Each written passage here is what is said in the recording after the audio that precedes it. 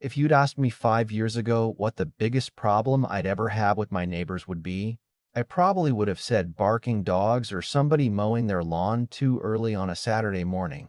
I never would have guessed it would end with county inspectors standing in the middle of my woods, taking pictures of a pile of construction debris like it was the scene of a crime.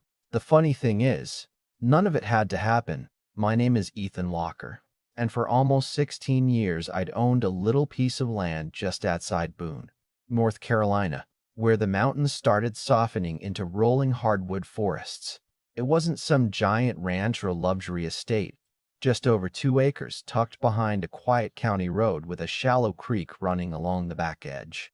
I bought it after my divorce because I needed somewhere that felt quiet enough to hear myself think again.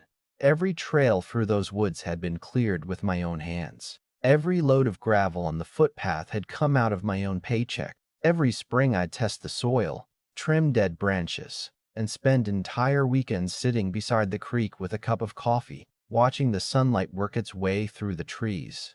Friends used to joke that I treated those woods better than most people treated their children. Maybe they weren't wrong.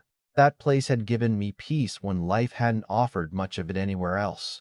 Then the Langford family bought the vacant lot uphill from me. Their plans were impossible to miss. Within days, there were survey stakes, excavators, delivery trucks, and a sign advertising a custom architectural home with floor-to-ceiling glass walls and all the buzzwords people use when they want everybody driving by to know they have money. I honestly welcomed them at first.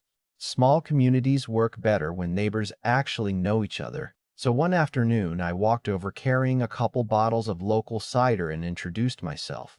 Mrs. Langford smiled politely, but her husband, Derek, barely looked up from his phone.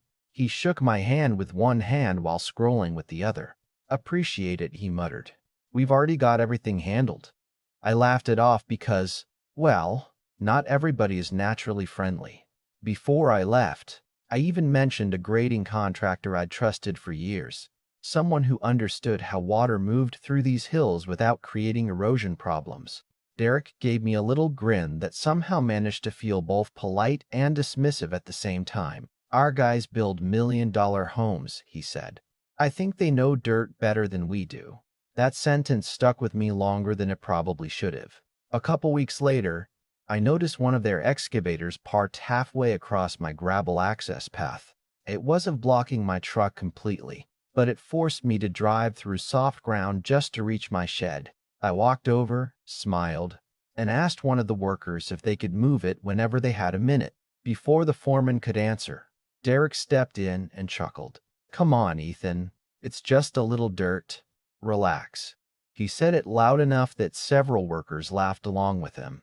I forced a smile, climbed back into my truck, and told myself this wasn't worth making into a fight. Construction is messy.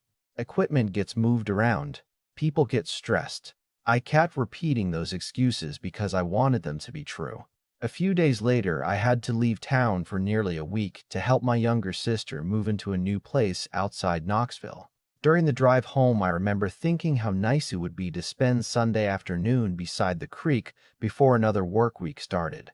I turned onto my road just after lunch, rolled down the windows, and immediately noticed something was off. There was a sharp smell hanging in the humid air, wet cement mixed with fresh dust. At first, I assumed it was drifting from the construction site uphill.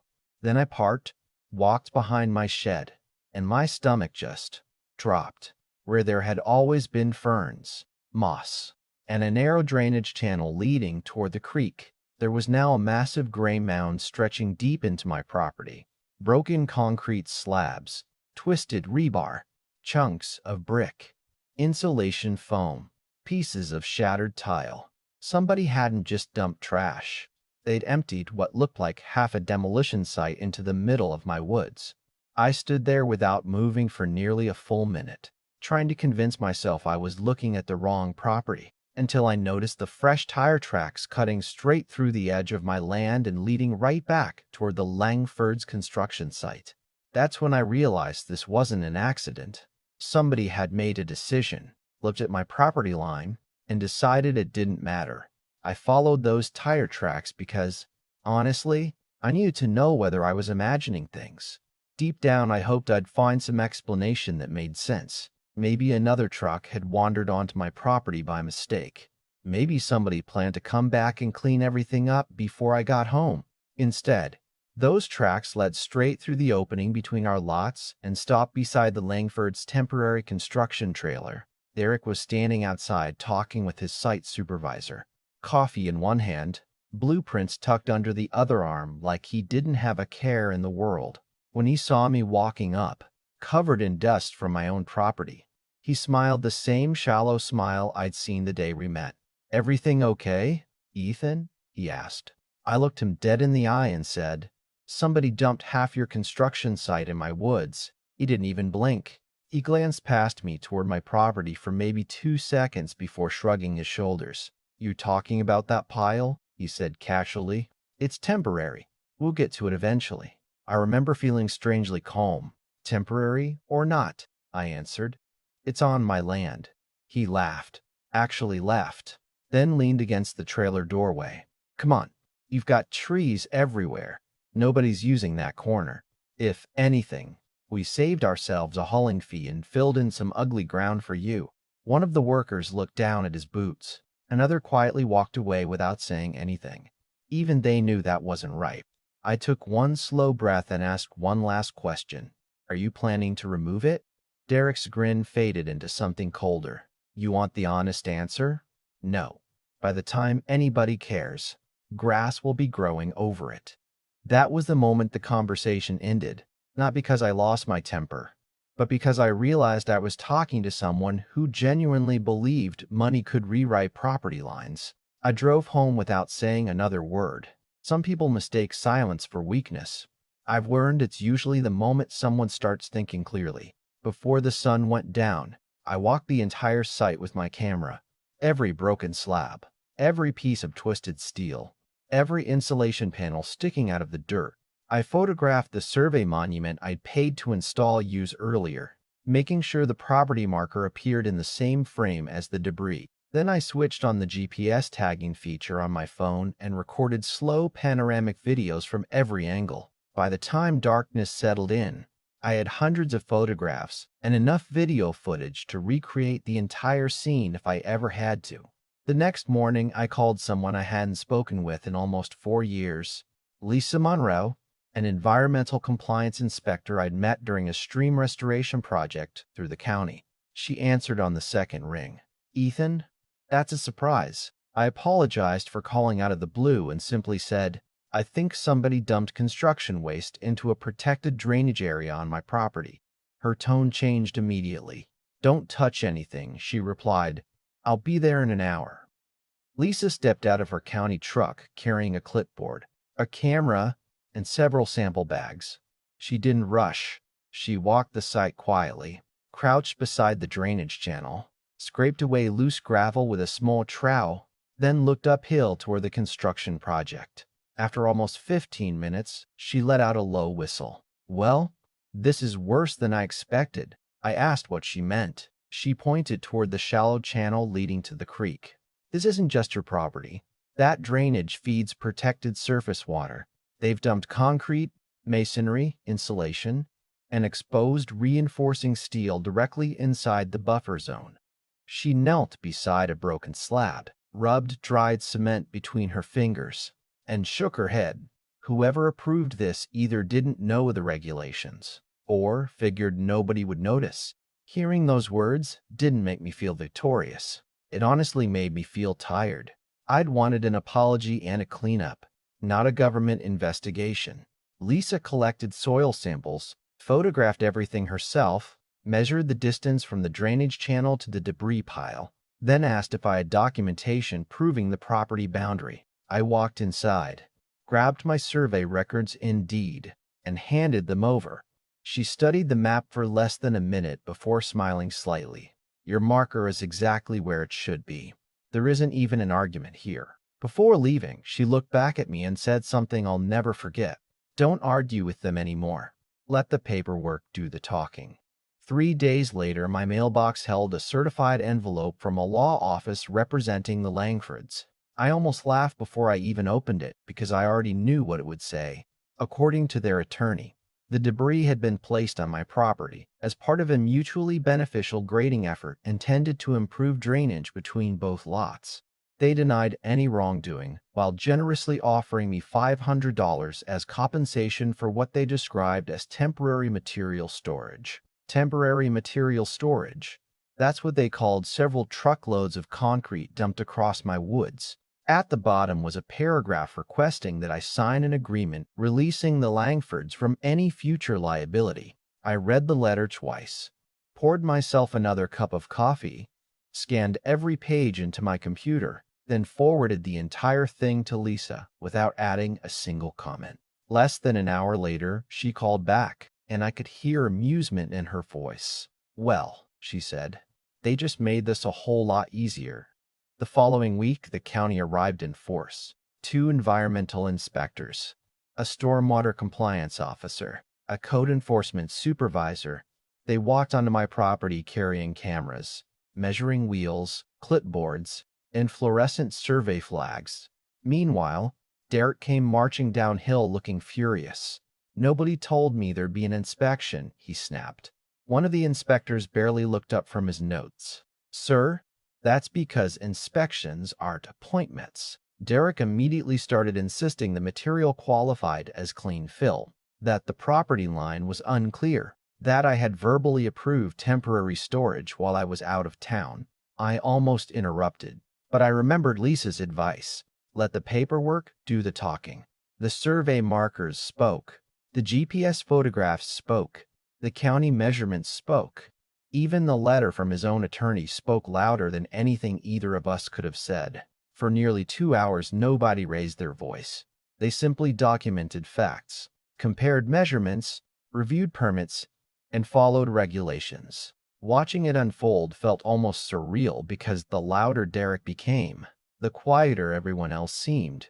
It was as if he'd walked into a conversation where emotion no longer mattered. Only evidence did. And evidence, unlike pride, never gets offended. The official decision came about 2 weeks after the inspection. And honestly, by then, I wasn't even thinking about the money anymore. I just wanted my woods back.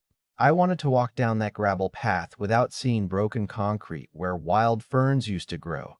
I wanted to hear the creek instead of replaying Derek's voice in my head telling me, "You weren't using that land anyway." Funny how a single sentence can stick with you. The meeting itself wasn't dramatic. There wasn't a judge pounding a gavel or anyone delivering some movie speech about justice. It was just a conference room inside the county planning office with beige walls, fluorescent lights, a long table covered with files, and people whose entire job was separating facts from excuses. The lead compliance officer opened a thick folder and started walking everyone through the evidence one piece at a time. First came the property survey, then the GPS-tagged photographs I'd taken the afternoon I came home, then Lisa's environmental report, then the soil samples, then aerial photographs taken by the county's drone team showing exactly where the debris had crossed onto my property. Finally, almost as an afterthought, he held up the letter Derek's attorney had mailed me offering $500 for what they called temporary material storage. The officer adjusted his glasses, looked over the top of the folder, and quietly said, "This letter acknowledges that construction material was intentionally placed on neighboring property." You could have heard a pin drop. Derek's attorney immediately tried to argue that the offer wasn't an admission of liability, but the officer simply nodded and replied, "Perhaps not legally, but combined with the physical evidence, it helps establish knowledge of the placement."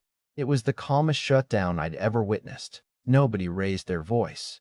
Nobody needed to. Facts have a way of making shouting feel unnecessary. The final order required every piece of waste to be removed under county supervision, all contaminated soil to be excavated and replaced, the natural drainage channel to be restored, erosion control measures to be installed, and native vegetation to be replanted. On top of that came more than $14,000 in fines, inspection costs, environmental penalties, and restoration fees. Derek leaned back in his chair, staring at the table as though the numbers might somehow change if he refused to look at them. His confidence, the same confidence he'd carried the day he laughed at my gravel road, was gone. Before everyone stood up, the compliance officer added one sentence that stayed with me long after the meeting ended. Property ownership carries rights, he said, but construction permits carry responsibilities. One does not cancel out the other. Nobody argued after that. There simply wasn't anything left to say. 3 mornings later, I woke up to the sound of diesel engines again. Only this time, they weren't arriving to build something. They were arriving to undo a mistake. Dump trucks lined up along the county road before sunrise. Excavators rolled slowly across temporary mats so they wouldn't damage the surrounding soil any further. County inspectors stood nearby with clipboards, documenting every truckload that left the site. Watching them work felt strangely surreal. A month earlier, those same machines had been symbols of arrogance. Now they looked almost apologetic, carefully lifting broken concrete one bucket at a time. Around lunchtime, one of the younger equipment operators wandered over while I was sitting on an old tree stump drinking coffee. He couldn't have been older than 25. He took off his hard hat, rubbed the back of his neck, and said, "I know this probably doesn't mean much, but I'm sorry." I looked up at him. "For what?" He shrugged. "We all knew it wasn't your land. Nobody wanted to be the guy who argued with the boss." I nodded because I understood exactly what he meant. Most bad decisions aren't carried out by evil people. They're carried out by ordinary people who convince themselves someone else must know better. "Thanks for saying it," I told him.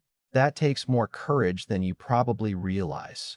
He smiled awkwardly before heading back toward the excavator. Oddly enough, that 30-second conversation meant more to me than hearing about the fines ever did. Accountability matters, but genuine regret is something money can never buy. By the 4th day, every visible piece of debris had disappeared. By the 5th, fresh topsoil was being spread across the scarred ground. Then came native seed mixes recommended by the county's conservation office, biodegradable erosion blankets, straw wattles to slow runoff, and dozens of young shrubs that would eventually stabilize the creek bank again. It wasn't instant. Nature never works that way. But little by little, the place started looking like itself again. A few weeks later, I noticed the first tiny green shoots pushing through the soil. Then butterflies came back, then squirrels. Then one quiet Saturday morning, I was sitting beside the creek when I realized I could no longer tell exactly where the debris pile had been. The forest had already started forgiving people who hadn't earned forgiveness. Nature is funny like that. It heals because that's what it's designed to do.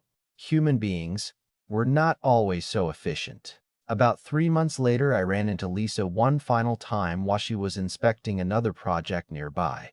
She asked if everything had stayed stable after a few heavy rainstorms. I told her the creek was flowing better than it had in years. She smiled and looked toward the tree line. "Good," she said. "Land remembers abuse for a while, but if you give it the chance, it usually remembers how to heal too." I've thought about that sentence more times than I can count, not because it only applies to land, but because it applies to people. Looking back now, I honestly don't hate Derek. Anger takes too much energy to carry around forever. What I do think about sometimes is how differently this whole story could have ended if he'd walked over the day I came home, admitted they messed up, and said, "We'll clean it first thing tomorrow." None of this would have happened. No inspectors, no fines, no attorneys, no months of stress. Pride cost him far more than honesty ever would have. Last fall, I heard through another neighbor that the Langfords had quietly sold the house less than a year after finishing it. I don't know if the legal trouble influenced that decision, and honestly, it isn't my business. I never drove by to look. I never celebrated. Revenge was never the goal. Getting my property back was. These days, my weekends look a lot like they did before all this started. I still carry my coffee down the gravel path. I still stop by the survey monument near the road, brushing leaves away from it every now and then almost without thinking. I still sit beside that creek listening to the water move around smooth stones while the wind works its way through the oaks. The only difference is that I appreciate the quiet a little more than I used to. Peace has a different value once you've had to fight to get it back. And maybe that's the biggest lesson this whole mess taught me. Boundaries aren't just lines drawn on paper. They're promises that people make to each other. They say, "This is yours. This is mine. I'll respect what belongs to you. And I expect you'll do the same for me." The moment someone decides those promises don't matter, they're no longer arguing over property. They're testing character. Thankfully, character has a way of revealing itself when the evidence starts piling up. So now I want to hear from you. Did Derek deserve every consequence that followed? Or do you think the county went too far over what some people would call just a pile of construction debris? If you were standing where I stood that afternoon, looking at someone else's waste covering your land, would you have stayed calm and trusted the legal process? Or would you have confronted your neighbor in a completely different way? Share your thoughts down in the comments because stories like this always spark strong opinions, and I'm genuinely curious where you stand. If you enjoyed this story and want to hear more real-life neighbor disputes, property battles, and legal showdowns where patience ends up beating arrogance, make sure you like this video, subscribe to the channel, and turn on notifications. You never know which ordinary backyard disagreement is about to become the next unforgettable story.